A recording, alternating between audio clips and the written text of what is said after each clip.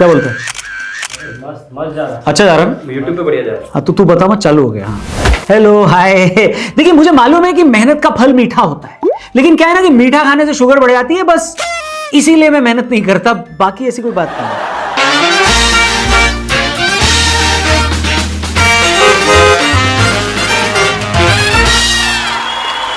नमस्ते, राम राम, वेलकम, स्वागत है दोस्तों देश के नंबर 1 चैनल न्यूज 18 इंडिया पर। आप देख रहे हैं देश का नंबर 1 शो। अभी नहीं हुआ है? नहीं। कोई बात नहीं, कुछ टाइम में हो जाएगा। हाँ, आप देख रहे हैं देश का सबसे एंटरटेनिंग शो वायरल बात मेरे यानी रौनक के साथ। और एक बार आप सभी लोगों को प्रणाम। सबसे पहले देख लेते हैं कुछ ऐसी खबरें जो वायरल भी हैं और जिन्होंने देश में बवाल भी मचाया हुआ है। तो इजाजत हो तो शुरू करें। तो करो ना भाई, ये भी परेशान हो गए, हम भी परेशान हो गए, करो फिर। साउथ अफ्रीका वालों ने टीम इंडिया को टेस्ट सीरीज में हरा डाला। इनफैक्ट 2-0 से हार गए हैं हम। इसको क्लीन स्वीप बोला जाता है। मतलब स्वच्छ भारत का नारा तो मोदी जी ने दिया था, लेकिन इसका पालन अब भारत आकर दूसरे देशों की टेस्ट टीमें करती हैं, आकर हमको क्लीन स्वीप करके चली जाती हैं। भाई तो इतना लाइफ खराब हो गया है, इतना लाइफ खराब हो गया है। और ऐसा नहीं है कि हमारी टीम इंडिया ने बस बैटिंग खराब करी है, बॉलिंग भी खराब करी है और फील्डिंग भी खराब करी है। बस अब यहां पर टीम मैनेजमेंट अगर चाहे तो यह कह सकती है कि हमारी गलती नहीं है, यह विराट कोहली की गलती है। क्यों? क्योंकि विराट कोहली ने ही घर पर हमें ना हारने की गंदी आदत लगा दी थी। अब हम ये गंदी आदत छुड़वा रहे हैं। बाकी इंडियन टीम चाहे तो पलाश मुच्छल को थैंक यू बोल सकती है, क्योंकि इनकी कंट्रोवर्सी की वजह से टीम को खराब परफॉर्मेंस की वजह से अब उतना ट्रोल नहीं किया जा रहा है जितना करना चाहिए। मुझे क्यों तोड़ा? बबूमा को बौना नहीं बुलाना चाहिए था, बुमराह भाई, क्योंकि बबूमा भाई ने दिखा दिया है कद नहीं कद्दावर होना चाहिए। WTC champion for a reason. Politics पर आते हैं दोस्तों। कर्नाटक के deputy chief minister DK Shiv Kumar ji के कैंप के कुछ विधायक दिल्ली पहुंच चुके हैं। इनकी डिमांड है कि इनके नेता को कर्नाटक का मुख्यमंत्री बनाया जाए। अब सूत्र बता रहे हैं कि इससे दिल्ली के आसपास के रिजॉर्ट्स के प्राइसेस बढ़ने की संभावना है। बाकी राहुल गांधी जी ने पहली बार कर्नाटक का एग्जाम्पल देकर ही वोट चोरी के बारे में बताया। अब टाइम आ गया है कि वोट चोरी की जगह वो अपनी पार्टी पर ध्यान दें, वरना उनका CM भी चोरी हो सकता है। मस्त जोक मारा। बाकी दोस्तों, भारत की महिला क्रिकेट टीम ने ब्लाइंड वुमेन्स वर्ल्ड कप जीत लिया है। अब नेक्स्ट टाइम जब हमको पाकिस्तान की पुरुष टीम से मैच खेलना हो तो इन लड़कियों को भेज देना, ये भी उनको हरा सकती है। जब बेइज्जती। दोस्तों, बंगाल में SIR के दौरान वोटिंग लिस्ट में फर्जीवाड़े का खुलासा हुआ है। एक ही व्यक्ति के नाम पर 10-10 लोगों को पिता दिखाया जा रहा है। गोपी किशन पिक्चर देखी है आपने? वहां पर एक बच्चा बोलता था क्या, मेरे 2-2 बाप। बंगाल में यही बच्चा बोल रहा होगा मेरे 10-10 बाप। हम्बा हम्बा रम्बा रम्बा कम्बा कम्बा। दोस्तों, न्यूयॉर्क के नए मेयर ममदानी और अमेरिका के राष्ट्रपति ट्रंप मिले। और क्या मिले, ऐसे लगा जैसे कुंभ के मेले में बिछड़े हुए दो भाई मिल गए। लड़की लोगों का अगर छोटा सा झगड़ा हो जाता है तो वो कहती हैं कि मैं फिर से तुमसे कभी बात नहीं करूंगी। और यहाँ लड़कों को देखो, एक दूसरे को जिहादिस्ट और फासिस्ट कहने के बाद भी ऐसे हैंग आउट कर रहे हैं। नहीं, संसद के शीतकालीन सत्र की डेट आ चुकी है दोस्तों। 1 दिसंबर से 19 दिसंबर तक भारत का पार्लियामेंट थोड़ी देर में स्थगित हो जाएगा। नहीं सॉरी, मतलब काम करेगा। अच्छा, एप्पल कंपनी ने अपनी सेल्स टीम में भयंकर कॉस्ट कटिंग करी है। कई एम्प्लॉइज को या तो जॉब से निकाला है या फिर उनकी सैलरी कट की है। इसको भी एप्पल पगलू ये कहकर डिफेंड कर रहे हैं कि हमारे ले ऑफ एंड्रॉइड के ले ऑफ से तो बेटर ही हैं। ओ भाई, मारो मुझे मारो। आगे बढ़ते हैं। अफगानिस्तान के एक पायलट ने दिल्ली एयरपोर्ट पर गलत रनवे पर प्लेन लैंड करवा दिया। वो रनवे डिपार्चर के लिए था, लेकिन ये भाई साहब रॉन्ग साइड में फ्लाइट ले आए। कोई बात नहीं दोस्त, दिल्ली की सड़क पे उतर के देखो, आधी दिल्ली ही रॉन्ग साइड जाने के लिए मशहूर है।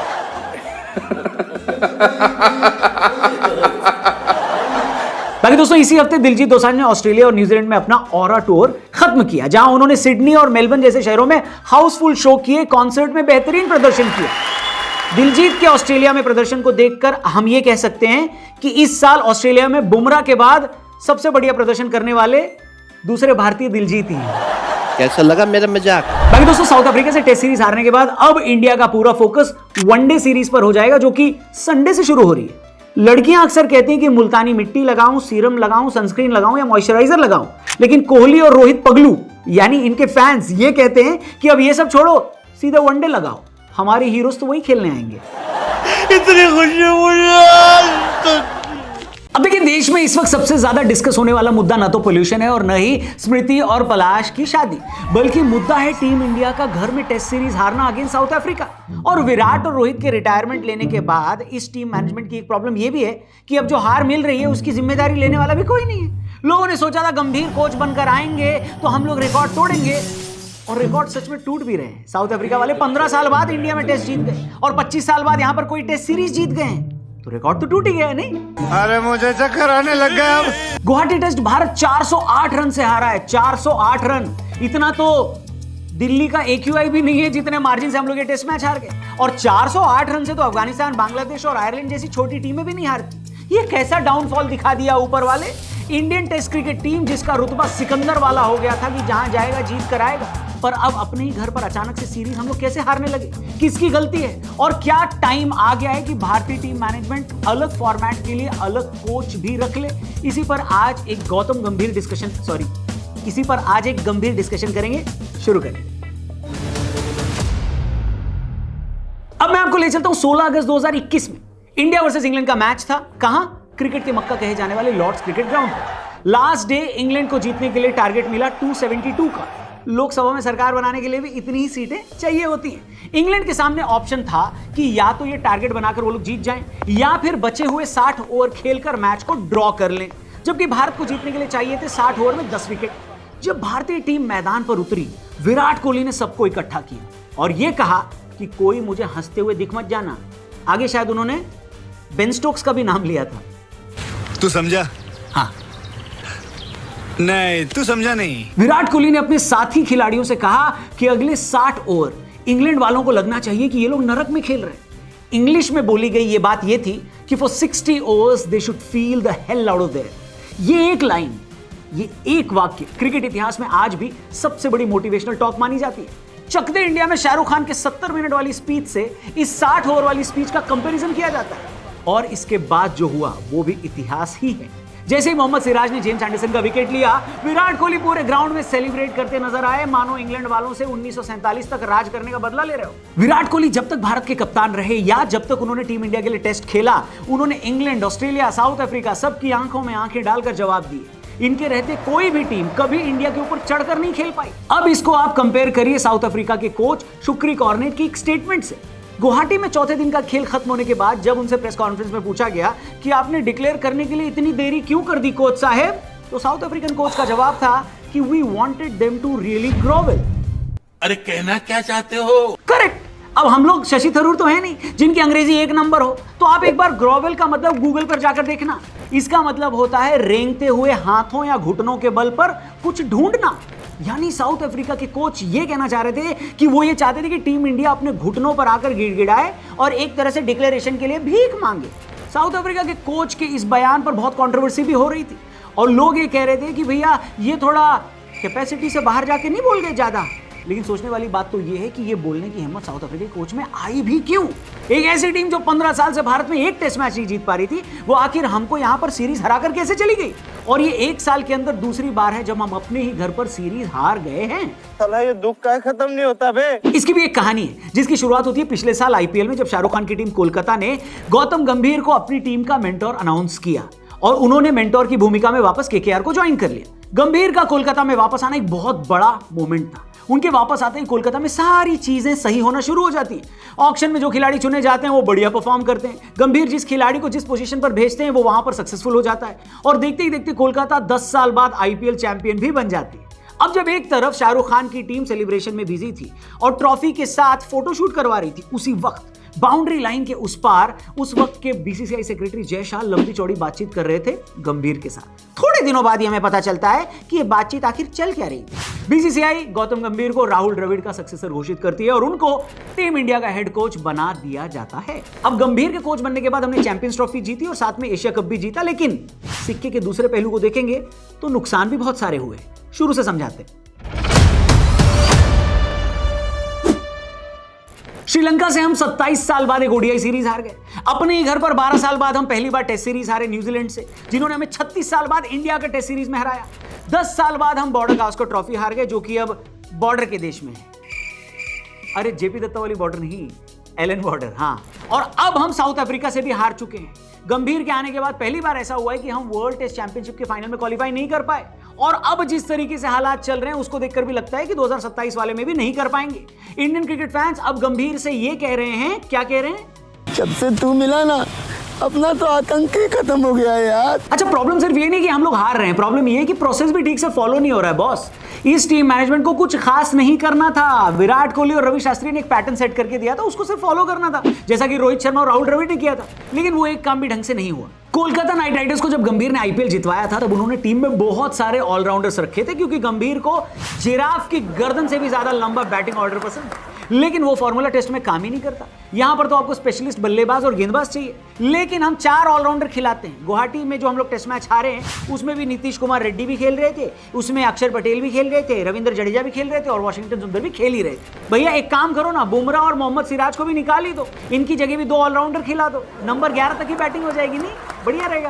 क्या बात है सर, क्या बात है सर, क्या बात है, ये बात है। इसके अलावा कुछ ऐसे खिलाड़ी भी हैं जिनकी सिलेक्शन बरमूडा ट्रायंगल से भी बड़ी मिस्ट्री बनी हुई है। इसमें सबसे आगे जिनका नाम आता है वो है हर्षित राणा, जो कि इंटरनेट वालों के हिसाब से केकेआर कोटा से खेल रहे हैं।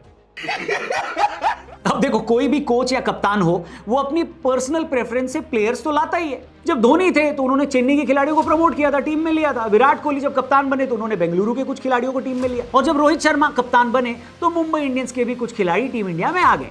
लेकिन जो भी खिलाड़ी आया, मान लीजिए धोनी के टाइम पर रविंद्र जडेजा या फिर अश्विन आए, या फिर कोहली के टाइम पर सिराज और चहल, या फिर रोहित के टाइम पर तिलक वर्मा या सूर्य कुमार यादव, इन सारे प्लेयर्स ने अपना सिलेक्शन जस्टिफाई किया। लेकिन हर्षित राणा के साथ प्रॉब्लम यह है कि उनको अर्शदीप सिंह जैसे खिलाड़ी से ऊपर मौका मिल रहा है, जो कि कौन? अर्शदीप भारत के सबसे सफल T20 इंटरनेशनल बॉलर हैं। और दोस्तों, इन सब के अलावा सबसे बड़ी कंट्रोवर्सी ये भी है जिसके बारे में बड़ा बवाल हो रहा है, बात हो रही है, वो है विराट कोहली और रोहित शर्मा का टेस्ट क्रिकेट छोड़ देना। क्योंकि दोनों ने ऑस्ट्रेलिया सीरीज के बाद ऐसी कोई इंडिकेशन नहीं दी थी कि ये लोग रिटायर हो जाएंगे। इनफैक्ट दोनों ने वापस आकर रणजी ट्रॉफी भी खेला। लेकिन फिर अचानक से यह खबर आई कि इंग्लैंड सीरीज से पहले ये दोनों खिलाड़ी रिटायर हो रहे हैं। ये गड़बड़ है बाबा। 4 पैकेट चूरन चाटने के बाद भी लोगों को यह बात हजम नहीं हो पा रही है कि विराट और रोहित ने अचानक से टेस्ट क्रिकेट से रिटायरमेंट क्यों ले ली। साउथ अफ्रीका सीरीज हारने के बाद तो विराट कोहली के भाई ने एक ट्वीट कर दिया है जिसमें उन्होंने लिखा है कि एक टाइम था जब हम विदेश जाकर भी मैच जीतने का जज्बा रखते थे, और आज अपने घर पर मैच बचाने के लाले पड़े हुए। इसके अलावा विराट के भाई विकास कोहली ने अपने इंस्टा थ्रेड पर भी लिखा है कि वो चाहते हैं कि टीम इंडिया जीत जाए, लेकिन एक सवाल भी पूछा जाना चाहिए कि आखिर इस हार का जिम्मेदार है कौन। विराट के भाई की तरह यह सवाल इस वक्त हर इंडियन क्रिकेट फैन पूछ रहा है कि अपने घर पर जो हम जलील हो रहे हैं इसका जिम्मेदार आखिर कौन है। क्योंकि 1 साल पहले तो हमारी यह हालत नहीं, कुछ लोगों ने तो यहां तक ताना मार दिया है कि गंभीर कहते हैं अगर इंडियन क्रिकेट टीम में खेलना है तो पहले डोमेस्टिक क्रिकेट में जाके परफॉर्म करके दिखाओ। अगर गंभीर को भी टीम इंडिया की कोचिंग करनी है तो पहले रणजी ट्रॉफी में किसी टीम की कोचिंग करके दिखाओ। ऐसा लोग बोल रहे हैं, ठीक है, मैं नहीं। ये बड़ी अच्छी बात कही आप ये सारा बवाल छोड़िए, आप ये बताइए आपके हिसाब से इस टीम की जो हालत हुई है टीम इंडिया की, किसकी वजह से हुई है? प्लेयर्स की वजह से, कोच की वजह से, या सिलेक्शन कमेटी की वजह से, या फिर इन तीनों की वजह से, या हम फैंस की वजह से जो कुछ ज्यादा ही सीरियसली नहीं ले रहे इस गेम को? क्योंकि प्लेयर्स जीते या हारे इनको तो पैसे मिलने ही है, हम लोग को बात करके क्या मिलेगा बताओ? बात तो सही है। वैसे मुझे भी बहुत कुछ मिल रहा है ये बोलने के लिए ऐसा नहीं है। वेल, एक सेकंड, ऐसे मत देखो, आपको भी बहुत कुछ मिल रहा है, एंटरटेनमेंट, इन्फॉर्मेशन, नॉलेज, ये सब तो मिल ही रहा है। और इतनी मेहनत से हम ये शो बनाते हैं, अगर आपको हमारी मेहनत पसंद आए, अच्छी लगे तो हमें जरूर बताना और इसे और भी लोगों तक पहुंचाना। हमको सोशल मीडिया पे और यूट्यूब चैनल पे फॉलो करना, सब्सक्राइब करना, और अपने फैमिली व्हाट्सएप ग्रुप पे गुड मॉर्निंग वाले मैसेज भेजने की जगह ये मैसेज जरूर करना कि थर्सडे और फ्राइडे 8:25 PM देखना ना भूलें वायरल बात मेरे यानी रौनक के साथ, ओनली ऑन न्यूज़ 18 इंडिया। तो चलो, नहीं बस कर भाई, इतने पैसे में इतना ही मिलेगा, नहीं बोल रहे हैं।